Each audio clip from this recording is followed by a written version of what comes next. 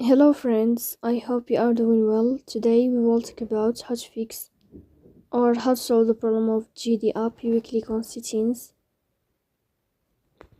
In this page, you will click on apps, default apps, app settings. In this list, you will search about the application of GD and you will click. Here in this page of app info, you will click on first stop and you will click OK. Here you will enter to the window of storage. Then we click on clear cache. Here we go to Play Store. You will search about the application of GD. If you find updates here, then you can update your app. So please don't forget to support us by like and subscribe. See you next time in another video, and thank you for your watching and your attention.